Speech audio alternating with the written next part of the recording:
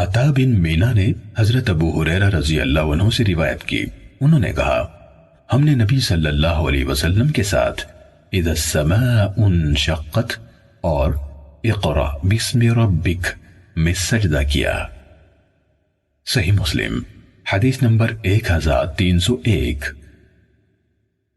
صفوان بن سلیم نے بنو مخزوم کے آزاد کردہ غلام عبد الرحمن اعرج سے روایت کی، انہوں نے حضرت ابو ہریرہ رضی اللہ عنہ سے روایت کی، انہوں نے کہا کہ رسول اللہ صلی اللہ علیہ وسلم نے اذا السماء انشقت اور اقرأ بسم ربک میں سجدہ کیا۔ صحیح مسلم حدیث نمبر 1302۔ عبید اللہ بن ابی جعفر نے عبد الرحمن اعرج سے، انہوں نے حضرت ابو ہریرہ رضی اللہ عنہ سے، اور انہوں نے رسول اللہ صلی اللہ علیہ وسلم سے اسی کی مانند بیان کیا۔ صحیح مسلم حدیث نمبر 1303۔ عبید اللہ بن معاذ عنبری اور محمد بن عبد الاعلی نے کہا ہمیں معتمر نے اپنے والد سلیمان تیمی سے حدیث سنائی، انہوں نے بکر بن عبداللہ مزنی سے اور انہوں نے ابو رافع سے روایت کی، انہوں نے کہا میں نے حضرت ابو ہریرہ رضی اللہ عنہ کے ساتھ عشاء کی نماز پڑھی تو انہوں نے اذا السماء انشقت کی تلاوت کی اور اس میں سجدہ کیا۔ میں نے پوچھا یہ سجدہ کیسا ہے؟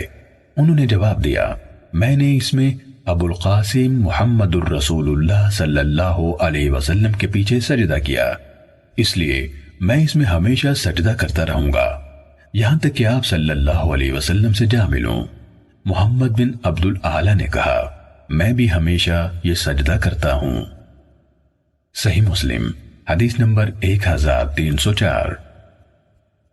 عیسیٰ بن یونس، یزید بن زرعی اور سلیم بن اخضر سب نے سلیمان تیمی سے سابقہ سند کے ساتھ روایت کی، لیکن انہوں نے خلفہ ابی القاسم یعنی ابو القاسم صلی اللہ علیہ وسلم کے پیچھے کے الفاظ نہیں کہے۔ صحیح مسلم حدیث نمبر 1305۔ شعبہ نے عطا بن ابی میمونہ سے، انہوں نے ابو رافع سے روایت کی، کہا میں نے حضرت ابو ہریرہ رضی اللہ عنہ کو دیکھا، وہ اذا السماء انشقت میں سجدہ کرتے تھے۔ میں نے پوچھا آپ اس میں سجدہ کرتے ہیں؟ انہوں نے کہا ہاں، میں نے اپنے خلیل صلی اللہ علیہ وسلم کو اس میں سجدہ کرتے دیکھا، اس لیے میں ہمیشہ اس میں سجدہ کرتا رہوں گا حتیٰ کہ ان سے جا ملوں۔ شعبہ نے کہا میں نے عطا سے پوچھا خلیل سے مراد نبی کریم صلی اللہ علیہ وسلم ہیں؟ انہوں نے کہا ہاں۔ صحیح مسلم حدیث نمبر 1306۔ عثمان بن حکم نے کہا عامر بن عبداللہ بن زبیر نے اپنے والد سے روایت کرتے ہوئے مجھے حدیث سنائی، انہوں نے کہا رسول اللہ صلی اللہ علیہ وسلم جب نماز میں بیٹھتے تو اپنا بایاں پاؤں اپنی ران اور اپنی پنڈلی کے درمیان کر لیتے اور اپنا دایاں پاؤں بچھا لیتے اور اپنا بایاں ہاتھ اپنے بائیں گھٹنے پر اور اپنا دایاں ہاتھ اپنی دائیں ران پر رکھ لیتے اور اپنی انگلی سے اشارہ کرتے۔ صحیح مسلم حدیث نمبر 1307۔ ابن عجلان نے عامر بن عبداللہ بن زبیر سے اور انہوں نے اپنے والد سے روایت کی، انہوں نے کہا رسول اللہ صلی اللہ علیہ وسلم جب نماز میں بیٹھ کر دعا کرتے تو اپنا دایاں ہاتھ اپنی دائیں ران پر اور اپنا بایاں ہاتھ اپنی بائیں ران پر رکھتے اور اپنی شہادت کی انگلی سے اشارہ کرتے اور اپنا انگوٹھا اپنی درمیانی انگلی پر رکھتے اور بائیں گھٹنے کو اپنی بائیں ہتھیلی کے اندر لے لیتے یعنی پکڑ لیتے۔ صحیح مسلم حدیث نمبر 1308۔ عبید اللہ بن عمر نے نافع سے اور انہوں نے حضرت ابن عمر رضی اللہ عنہما سے روایت کی کہ نبی صلی اللہ علیہ وسلم جب نماز میں بیٹھتے تو اپنے دونوں ہاتھ اپنے دونوں گھٹنوں پر رکھ لیتے اور انگوٹھے سے ملنے والی دائیں ہاتھ کی انگلی یعنی شہادت کی انگلی اٹھا کر اس سے دعا کرتے اور اس حالت میں آپ کا بایاں ہاتھ آپ کے بائیں گھٹنے پر ہوتا، اسے آپ اس گھٹنے پر پھیلائے ہوتے۔ صحیح مسلم حدیث نمبر 1309۔ ایوب نے نافع سے اور انہوں نے حضرت ابن عمر رضی اللہ عنہما سے روایت کی کہ رسول اللہ صلی اللہ علیہ وسلم جب تشہد میں بیٹھتے تو اپنا بایاں ہاتھ اپنے بائیں گھٹنے پر رکھتے اور اپنا دایاں ہاتھ اپنے دائیں گھٹنے پر رکھتے اور انگلیوں سے 53 کی گرہ بناتے اور انگشت شہادت سے اشارہ کرتے۔ صحیح مسلم حدیث نمبر 1310۔ امام مالک نے مسلم بن ابی مریم سے اور انہوں نے علی بن عبد الرحمن معاوی سے روایت کی کہ انہوں نے کہا مجھے عبداللہ بن عمر رضی اللہ عنہما نے دیکھا کہ میں نماز کے دوران بے خیالی کے عالم میں نیچے پڑی ہوئی کنکریوں سے کھیل رہا تھا۔ جب انہوں نے سلام پھیرا تو مجھے منع کیا اور کہا ویسے کرو جس طرح رسول اللہ صلی اللہ علیہ وسلم کیا کرتے تھے۔ میں نے پوچھا رسول اللہ صلی اللہ علیہ وسلم کیا کیا کرتے تھے؟ انہوں نے بتایا جب آپ صلی اللہ علیہ وسلم نماز میں بیٹھتے تو اپنی دائیں ہتھیلی اپنی دائیں ران پر رکھتے اور سب انگلیوں کو بند کر لیتے اور انگوٹھے کے ساتھ والی انگلی سے اشارہ کرتے اور اپنی بائیں ہتھیلی کو اپنی بائیں ران پر رکھتے۔ صحیح مسلم حدیث نمبر 1311۔ ابن ابی عمر نے کہا ہمیں سفیان نے مسلم بن ابی مریم سے حدیث سنائی، انہوں نے علی بن عبد الرحمن معاوی سے روایت کی، انہوں نے کہا میں نے حضرت ابن عمر رضی اللہ عنہما کے ساتھ کھڑے ہو کر نماز پڑھی۔ پھر سفیان نے مالک کے حدیث کی طرح حدیث بیان کی اور سفیان کے شاگرد ابن ابی عمر نے یہ اضافہ کیا کہ سفیان نے کہا یحییٰ بن سعید نے ہمیں یہ حدیث مسلم بن ابی مریم سے بیان کی تھی، پھر مسلم بن ابی مریم نے خود مجھے یہ حدیث سنائی۔ صحیح مسلم حدیث نمبر 1312۔ زہیر بن حرب نے کہا ہمیں یحییٰ بن سعید نے شعبہ سے حدیث بیان کی، انہوں نے حکم اور منصور سے، انہوں نے مجاہد سے اور انہوں نے ابو معمر سے روایت کی کہ ایک حاکم جو مکے میں تھا دو طرف سلام پھیرتا تھا۔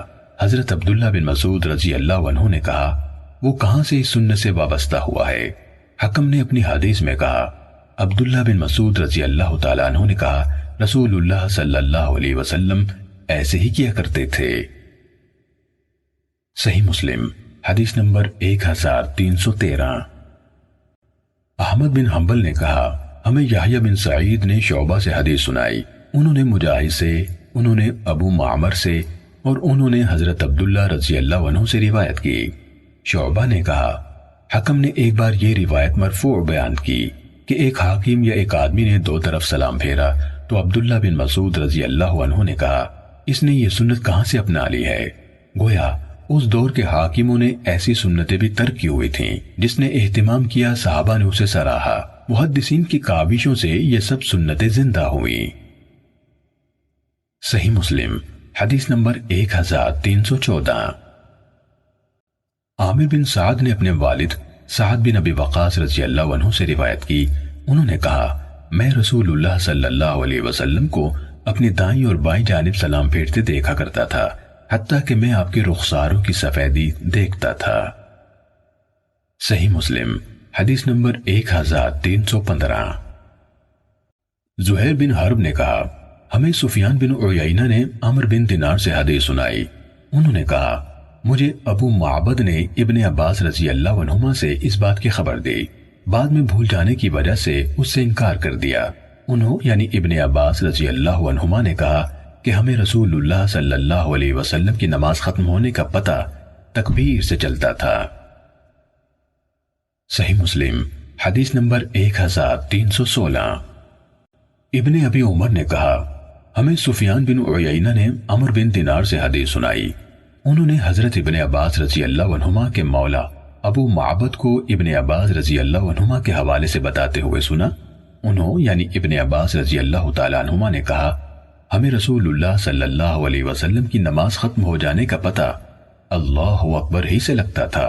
عمر نے کہا میں نے اس روایت کا بعد میں ابو معبد کے سامنے ذکر کیا تو انہوں نے اس سے انکار کیا اور کہا میں نے تمہیں یہ حدیث نہیں سنائی۔ عمر نے کہا حالانکہ انہوں نے اس سے پہلے مجھے یہ بات بتائی تھی۔ صحیح مسلم حدیث نمبر 1317۔ ابن جریج نے کہا مجھے عمر بن دینار نے بتایا کہ ابن عباس رضی اللہ عنہما کے آزاد کردہ غلام ابو معبد نے انہیں بتایا کہ حضرت عبداللہ بن عباس رضی اللہ عنہما نے انہیں خبر دی کہ جب لوگ فرض نماز سے سلام پھیرتے تو اس کے بعد بلند آواز سے ذکر کرنا نبی اکرم صلی اللہ علیہ وسلم کے دور میں رائج تھا، اور ابو معبد نے کہا ابن عباس رضی اللہ عنہما نے فرمایا جب لوگ سلام پھیرتے تو مجھے اس بات کا علم اسی بلند آواز کے ساتھ کیے گئے ذکر سے ہوتا تھا۔ صحیح مسلم حدیث نمبر 1318۔ عروہ بن زبیر نے حدیث بیان کی کہ حضرت عائشہ رضی اللہ تعالیٰ عنہ نے کہا رسول اللہ صلی اللہ علیہ وسلم میرے ہاں تشریف لائے جبکہ میرے پاس ایک یہودی عورت موجود تھی اور وہ کہہ رہی تھی کیا تمہیں پتا ہے کہ قبروں میں تمہارا امتحان ہوگا؟ عائشہ رضی اللہ تعالیٰ عنہ کہتی ہیں اس پر رسول اللہ صلی اللہ علیہ وسلم خوف زدہ ہو گئے اور فرمایا یہود ہی کی آزمائش ہوگی۔ حضرت عائشہ رضی اللہ تعالیٰ عنہ نے بتلایا کچھ دن گزرنے کے بعد رسول اللہ صلی اللہ علیہ وسلم نے فرمایا کیا تمہیں پتا چلا مجھے وحی کی گئی ہے کہ تم قبروں میں آزمائے جاؤ گے؟ حضرت عائشہ رضی اللہ تعالیٰ عنہ نے کہا میں نے اس کے بعد رسول اللہ صلی اللہ علیہ وسلم کو سنا آپ عذاب قبر سے پناہ مانگتے تھے۔ صحیح مسلم حدیث نمبر 1319۔ حضرت ابو ہریرہ رضی اللہ عنہ سے روایت ہے کہ میں نے یہودی عورت والے اس واقعے کے بعد آپ صلی اللہ علیہ وسلم سے سنا آپ قبر کے عذاب سے پناہ مانگتے تھے۔ صحیح مسلم حدیث نمبر 1320۔ ابو وائل شقیق بن سلمہ نے مسروق سے اور انہوں نے حضرت عائشہ رضی اللہ تعالیٰ عنہ سے روایت کی انہوں نے کہا مدینے کے یہودیوں کی بوڑھی عورتوں میں سے 2 بوڑھیاں میرے گھر آئیں اور انہوں نے کہا قبروں والوں کو ان کی قبروں میں عذاب دیا جاتا ہے۔ میں نے ان دونوں کو جھٹلایا اور ان کی تصدیق کے لیے ہاں تک کہنا گوارا نہ کیا۔ وہ چلی گئیں اور رسول اللہ صلی اللہ علیہ وسلم میرے پاس تشریف لائے تو میں نے آپ سے کہا اے اللہ کے رسول میرے پاس مدینے کی بوڑھی یہودی عورتوں میں سے 2 بوڑھیاں آئی تھیں، ان کا خیال تھا کہ قبر والوں کو ان کی قبروں میں عذاب دیا جاتا ہے۔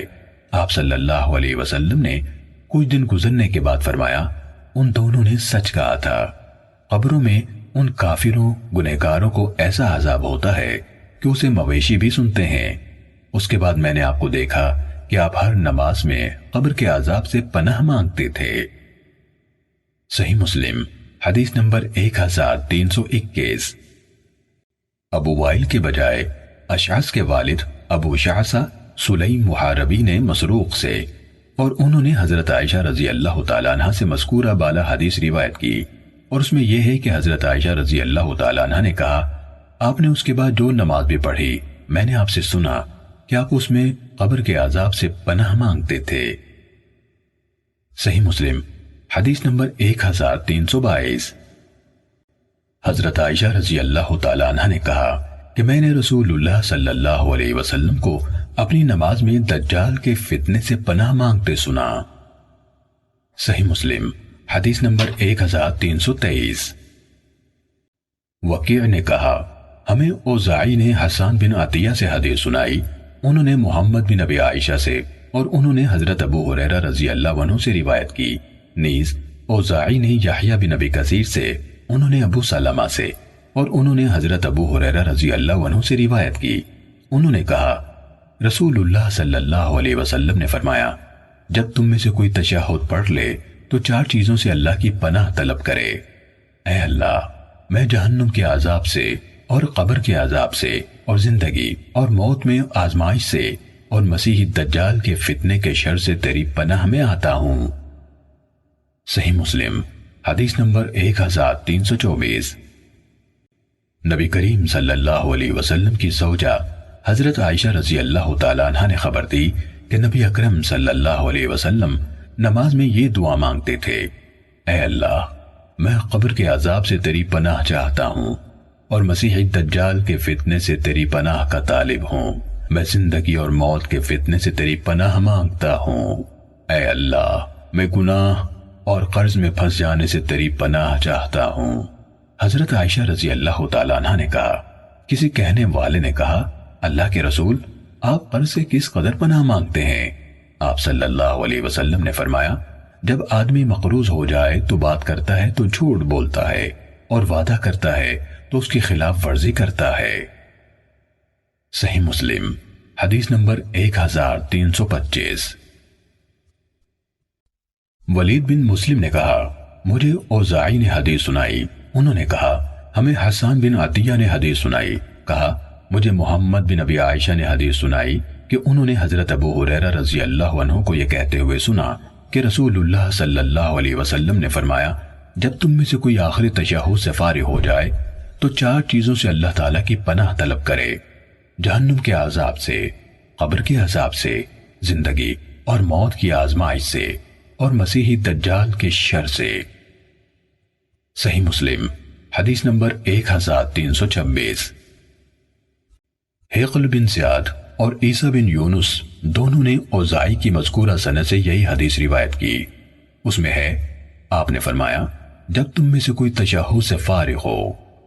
انہوں نے الآخر یعنی آخری تشہد کے الفاظ نہیں کہے۔ صحیح مسلم حدیث نمبر 1327۔ ہشام نے یحییٰ سے اور انہوں نے ابو سلمہ سے روایت کی کہ انہوں نے حضرت ابو ہریرہ رضی اللہ عنہ سے سنا، وہ کہتے تھے، اللہ کے نبی صلی اللہ علیہ وسلم نے دعا کی، اے اللہ، میں قبر کے عذاب سے تیری پناہ میں آتا ہوں، اور آگ کے عذاب سے، اور زندگی اور موت کی آزمائش سے، اور مسیحی دجال کے شر سے۔ صحیح مسلم حدیث نمبر 1328۔ عمرو بن دینار نے طاؤس سے روایت کی، انہوں نے کہا، میں نے حضرت ابو ہریرہ رضی اللہ عنہ سے سنا، وہ کہتے تھے کہ رسول اللہ صلی اللہ علیہ وسلم نے فرمایا، اللہ کے عذاب سے اللہ کی پناہ طلب کرو، قبر کے عذاب سے اللہ کی پناہ مانگو، مسیحی دجال کے فتنے سے اللہ کی پناہ طلب کرو، اور زندگی اور موت کے فتنے سے اللہ کی پناہ مانگو۔ صحیح مسلم حدیث نمبر 1329۔ طاؤس کے بیٹے عبداللہ نے اپنے والد طاؤس سے، انہوں نے حضرت ابو ہریرہ رضی اللہ عنہ سے، اور انہوں نے نبی صلی اللہ علیہ وسلم سے اسی کی مانند روایت کی۔ صحیح مسلم حدیث نمبر 1330۔ اعرج نے حضرت ابو ہریرہ رضی اللہ تعالیٰ عنہ سے، اور انہوں نے نبی صلی اللہ علیہ وسلم سے اسی کی مانند روایت کی۔ صحیح مسلم حدیث نمبر 1331۔ عبداللہ بن شقیق نے حضرت ابو ہریرہ رضی اللہ عنہ سے، اور انہوں نے نبی صلی اللہ علیہ وسلم سے روایت کی کہ آپ صلی اللہ علیہ وسلم قبر کے عذاب سے، جہنم کے عذاب سے، اور دجال کے فتنے سے پناہ مانگا کرتے تھے۔ صحیح مسلم حدیث نمبر 1332۔ طاؤس نے حضرت ابن عباس رضی اللہ عنہما سے روایت کی کہ رسول اللہ صلی اللہ علیہ وسلم ان سب صحابہ کو اس دعا کی تعلیم اسی طرح دیتے تھے جس طرح انہیں قرآن مجید کی کسی سورت کی تعلیم دیتے تھے۔ آپ فرماتے تھے، سب کہو، اے اللہ، ہم جہنم کے عذاب سے تیری پناہ مانگتے ہیں، اور میں قبر کے عذاب سے تیری پناہ مانگتا ہوں، اور مسیح دجال کے فتنے سے تیری پناہ مانگتا ہوں، اور زندگی اور موت کے فتنے سے تیری پناہ مانگتا ہوں۔ امام مسلم رحمہ اللہ نے کہا، مجھے یہ بات پہنچی کہ طاؤس نے اپنے بیٹے سے پوچھا، کیا تم نے اپنی نماز میں یہ دعا مانگی ہے؟ اس نے جواب دیا، نہیں۔ اس پر طاؤس نے کہا، دوبارہ نماز پڑھو، کیونکہ انہوں نے یہ دعا 3 یا 4 صحابہ سے روایت کی، یا جیسے انہوں نے کہا، یعنی جتنے صحابہ سے انہوں نے کہا۔ صحیح مسلم حدیث نمبر 1333۔ ولید نے اوزاعی سے، انہوں نے ابو عمار سے، ان کا نام شداد بن عبداللہ ہے، ان سے انہوں نے ابو اسما سے، اور انہوں نے حضرت ثوبان رضی اللہ عنہ سے روایت کی کہ رسول اللہ صلی اللہ علیہ وسلم جب اپنی نماز سے فارغ ہوتے تو 3 دفعہ استغفار کرتے، اور اس کے بعد کہتے، اللہم انت السلام ومنک السلام تبارکت ذا الجلال والاکرام۔ اے اللہ، تو ہی سلام ہے اور سلامتی تیری ہی طرف سے ہے، تو صاحب رفعت و برکت ہے، اے جلال والے اور عزت بخشنے والے۔ ولید نے کہا، میں نے اوزاعی سے پوچھا، استغفار کیسے کیا جائے؟ انہوں نے کہا، استغفر اللہ کہے۔ صحیح مسلم حدیث نمبر 1334۔ ابو بکر بن ابی شیبہ اور ابن نمیر نے حدیث بیان کی، کہا، ہمیں ابو معاویہ نے عاصم سے حدیث سنائی، انہوں نے عبداللہ بن حارث سے، اور انہوں نے حضرت عائشہ رضی اللہ تعالیٰ عنہ سے روایت کی، کہا، رسول اللہ صلی اللہ علیہ وسلم سلام پھیرنے کے بعد صرف یہ ذکر پڑھنے تک ہی قبلہ رخ بیٹھتے، اللہم انت السلام ومنک السلام تبارکت ذا الجلال والاکرام۔ اے اللہ تو ہی سلام ہے اور سلامتی تیری ہی طرف سے ہے، تو صاحب رفعت و برکت ہے، اے جلال والے اور عزت بخشنے والے۔ ابن نمیر کی روایت میں یا ذا الجلال والاکرام یعنی یا کے اضافے کے ساتھ ہے۔ صحیح مسلم حدیث نمبر 1335۔ ابو خالد احمر نے عاصم سے اسی سند کے ساتھ یہی حدیث بیان کی اور یا ذا الجلال والاکرام یعنی یا کے اضافے کے ساتھ کہا۔ صحیح مسلم حدیث نمبر 1336۔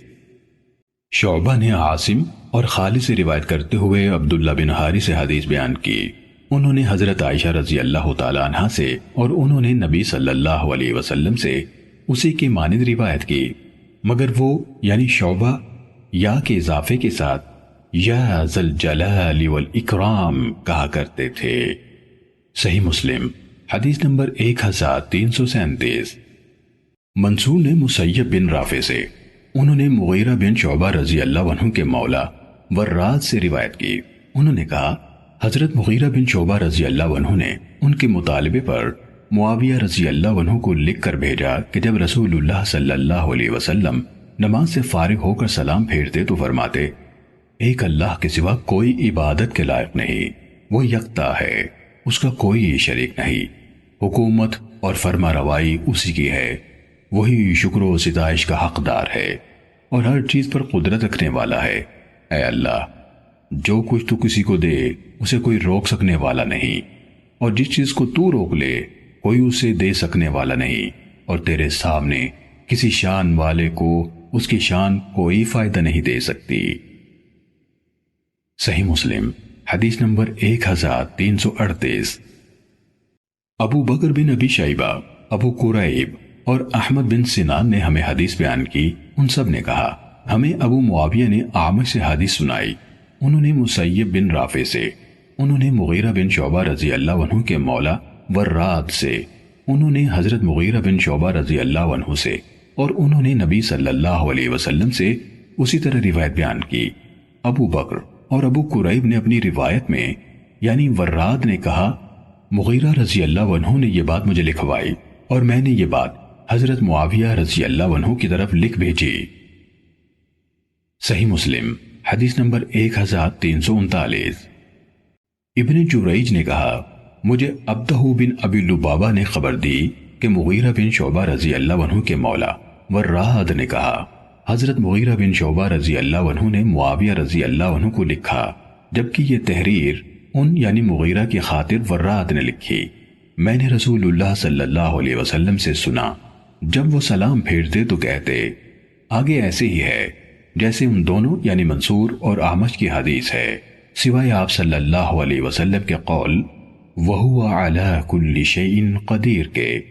انہوں یعنی ابن جریج نے یہ الفاظ بیان نہیں کیے۔ صحیح مسلم حدیث نمبر 1340۔ ابن عون نے ابو سعید سے، انہوں نے وراد سے جو مغیرہ بن شعبہ رضی اللہ عنہ کے کاتب تھے روایت کی، کہا معاویہ رضی اللہ عنہ نے مغیرہ رضی اللہ عنہ کی طرف لکھا یعنی مسئلہ دریافت کیا، آگے منصور اور اعمش کی حدیث کے مطابق ہے۔ صحیح مسلم حدیث نمبر 1341۔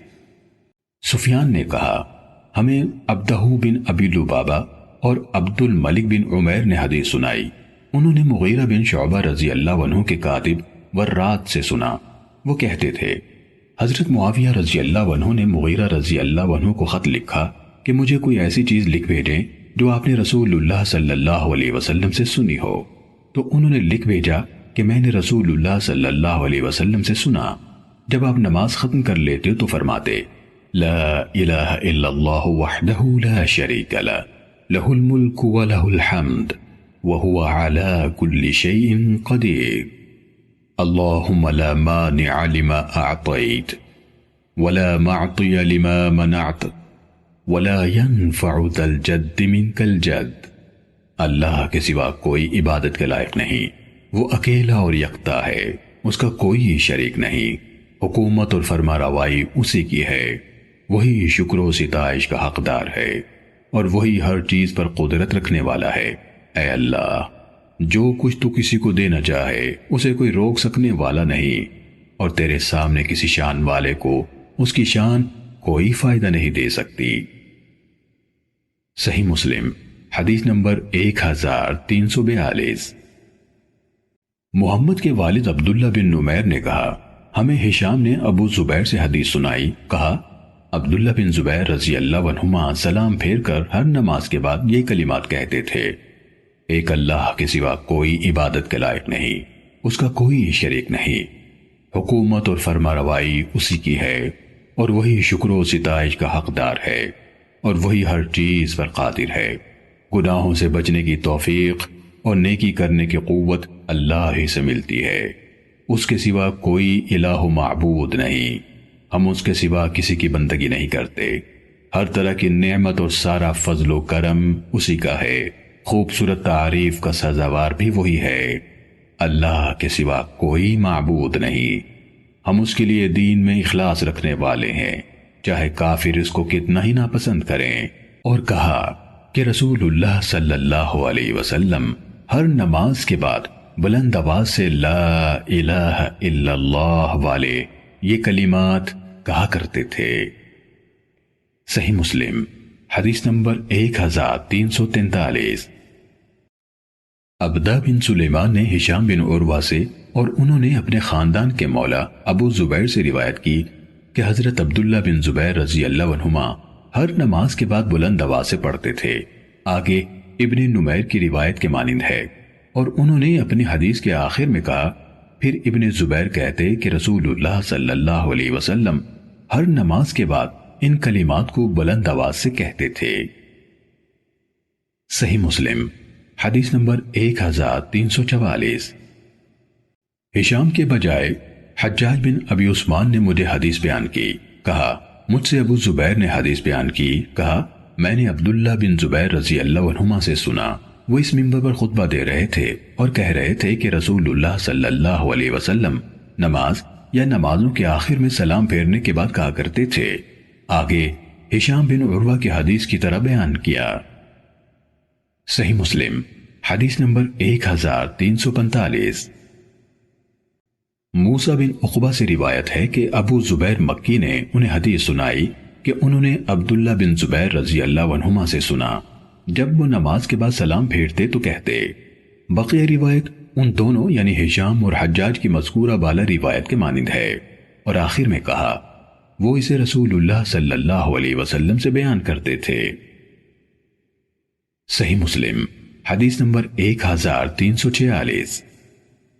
عاصم بن نضر تیمی نے کہا، ہمیں معتمر نے حدیث سنائی۔ کہا، ہمیں عبید اللہ نے حدیث سنائی۔ نیز ایک اور سند سے قتیبہ بن سعید نے کہا، ہمیں لیث نے ابن عجلان سے حدیث سنائی۔ ان دونوں یعنی عبید اللہ اور ابن عجلان نے سمی سے، انہوں نے ابو صالح سے، اور انہوں نے حضرت ابو ہریرہ رضی اللہ عنہ سے روایت کی۔ یہ قتیبہ کی روایت کردہ حدیث ہے کہ کچھ تنگ دست مہاجر رسول اللہ صلی اللہ علیہ وسلم کی خدمت میں حاضر ہوئے اور گزارش کی، بلند درجے اور دائمی نعمت تو زیادہ مال والے لوگ لے گئے۔ آپ صلی اللہ علیہ وسلم نے پوچھا، وہ کیسے؟ انہوں نے کہا، وہ اسی طرح نمازیں پڑھتے ہیں جس طرح ہم پڑھتے ہیں، وہ اسی طرح روزے رکھتے ہیں جیسے ہم رکھتے ہیں، اور وہ صدقہ کرتے ہیں جبکہ ہم صدقہ نہیں کر سکتے، وہ بندھے ہوئے اور غلاموں کو آزاد کرتے ہیں جبکہ ہم آزاد نہیں کر سکتے۔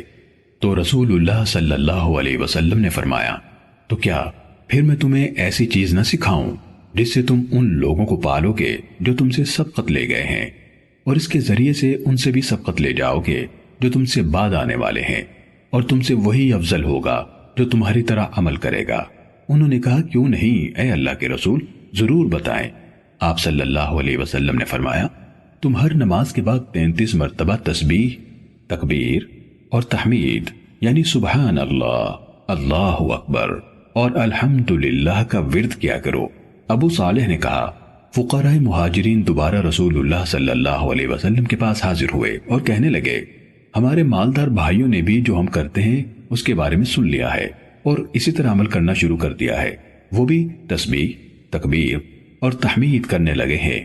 تو رسول اللہ صلی اللہ علیہ وسلم نے فرمایا یہ اللہ کا فضل ہے، جسے چاہے عنایت فرما دے۔ قتیبہ کے علاوہ لیث سے ابن عجلان کے حوالے سے دیگر روایت کرنے والوں نے یہ اضافہ کیا کہ سمی نے کہا میں نے یہ حدیث اپنے گھر کے ایک فرد کو سنائی تو انہوں نے کہا تمہیں وہم ہوا ہے۔ انہوں یعنی ابو صالح نے تو کہا تھا 33 مرتبہ سبحان اللہ کہو، 33 بار الحمدللہ کہو اور 33 مرتبہ اللہ اکبر کہو۔ میں دوبارہ ابو صالح کی خدمت میں حاضر ہوا اور انہیں یہ بتایا تو انہوں نے میرا ہاتھ پکڑ کر کہا اللہ اکبر، سبحان اللہ اور الحمدللہ، اللہ اکبر، سبحان اللہ اور الحمدللہ، اس طرح کہو کہ سب کی تعداد 33 ہو جائے۔ ابن عجلان نے کہا میں نے حدیث رجا بن حیوہ کو سنائی تو انہوں نے مجھے ابو صالح کے واسطے سے ابو ہریرہ رضی اللہ عنہ سے انہوں نے رسول اللہ صلی اللہ علیہ وسلم سے روایت کرتے ہوئے اسی کی مانند حدیث سنائی۔ صحیح مسلم حدیث نمبر 1347۔ امیہ بسطام عائشی نے مجھے حدیث سنائی، کہا ہمیں یزید بن زرعی نے حدیث سنائی، کہا ہمیں روح نے سہیل سے حدیث سنائی، انہوں نے اپنے والد یعنی ابو صالح سے، انہوں نے حضرت ابو ہریرہ رضی اللہ عنہ سے، اور انہوں نے رسول اللہ صلی اللہ علیہ وسلم سے روایت کی کہ لوگوں نے کہا اے اللہ کے رسول، بلند مراتب اور دائمی نعمتیں تو زیادہ مال والے لے گئے، جس طرح لیث سے قتیبہ کی بیان کی ہوئی حدیث ہے، مگر انہوں نے حضرت ابو ہریرہ رضی اللہ عنہ کی حدیث میں ابو صالح کا یہ قول داخل کر دیا ہے کہ پھر فقراء مہاجرین لوٹ کر آئے حدیث کے آخر تک، اور حدیث میں اس بات کا اضافہ کیا سہیل کہتے تھے ہر کلمہ 11 دفعہ اور یہ سب ملا کر 33 بار۔ یہ سہیل کا اپنا فہم تھا۔ صحیح مسلم حدیث نمبر 1348۔ مالک بن مغول نے ہمیں خبر دی، کہا میں نے حکم بن عتیبہ سے سنا، وہ عبد الرحمن بن ابی لیلہ سے حدیث بیان کر رہے تھے، انہوں نے حضرت کعب بن عجرہ رضی اللہ عنہ سے، اور انہوں نے رسول اللہ صلی اللہ علیہ وسلم سے روایت کی، آپ نے فرمایا نماز کے یا ایک دوسرے کے پیچھے کہے جانے والے ایسے کلمات ہیں کہ ہر فرض نماز کے بعد انہیں کہنے والا یا ان کو ادا کرنے والا کبھی نامراد و ناکام نہیں رہتا۔ 33 بار سبحان اللہ، 33 بار الحمدللہ اور 34 بار اللہ اکبر۔ صحیح مسلم حدیث نمبر 1349۔ حمزہ زیات نے ہمیں حکم سے حدیث بیان کی، انہوں نے عبد الرحمن بن ابی لیلہ سے، انہوں نے حضرت کعب بن عجرہ رضی اللہ عنہ سے، اور انہوں نے رسول اللہ صلی اللہ علیہ وسلم سے روایت کی، آپ صلی اللہ علیہ وسلم نے فرمایا ایک دوسرے کے بعد کہے جانے والے کچھ کلمات ہیں، ان کو کہنے والا یا ادا کرنے والا ناکام یا نامراد نہیں رہتا۔ ہر فرض نماز کے بعد 33 دفعہ سبحان اللہ، 33 مرتبہ الحمدللہ اور 34 مرتبہ اللہ اکبر کہنا۔ صحیح مسلم حدیث نمبر 1350۔